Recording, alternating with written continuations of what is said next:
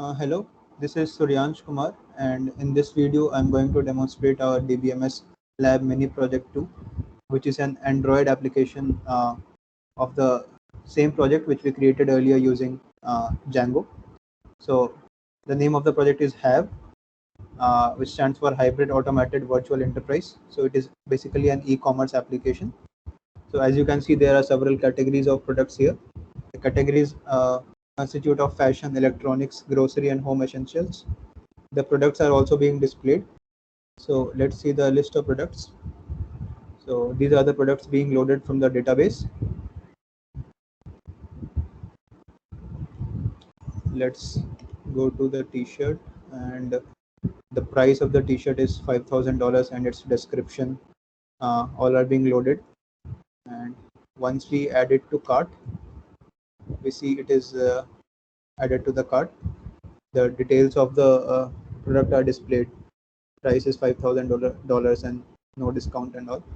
And yeah, one important thing, in the cart, the product name, its category, its size, and its tag are also loaded from the database.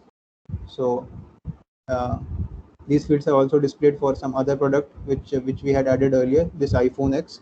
So its category is electronics, size 14 inches, and tag is luxurious. So we have items whose sum total is $45,000 in our cart. Let's proceed to checkout.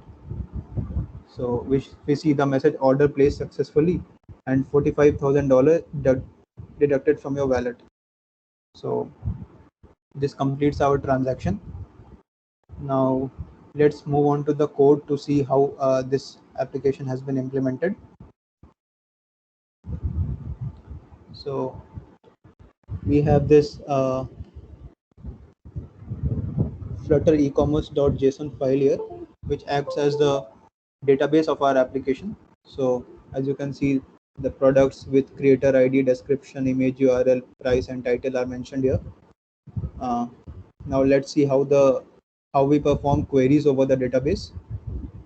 So we head over to the providers directory, and to see the main crude features, the create, update, and delete features of the database, let's move on to products.dart. So here we in this function we are adding a product. We take the product object as an argument, and first we locate the database path here, and identify the user using this auth token. Then to add a product, we would have to fill a form, and once we would post the form, the details entered would be uh, loaded in this JSON snippet: title, price, image, URL, description, and creator ID. And underscore items is the list of products. So the new product that we want to add would be added to the list, and an object of class product will be created. Then we call notify listeners to save the state of the database. So it is analogous to save in Django. And to perform the update queries, let's see the update product function. Here we take the product ID and the product object as argument. Again, we locate the database and authorize the user. Then we update the product and call notify listeners to save the state of the database.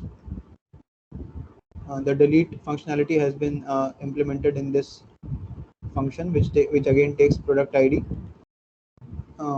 Underscore items dot index, where returns the index of the first item where this condition matches, that is prod.id equal to product ID, which we passed in as argument. So the existing product is stored in this variable, and it is removed from underscore items list. We again call notify listeners to save the state of the database. So this is mostly the backend of our code. Let's see how this has been implemented in the front end. So the front end screens are stored here in screens directory. Let's see the product details screen.dart file. So here you can see we are loading the image URL of the product, and the the text which includes title and other details of the product. So this constitutes our front end, and also sums up our demonstration. Thank you. This is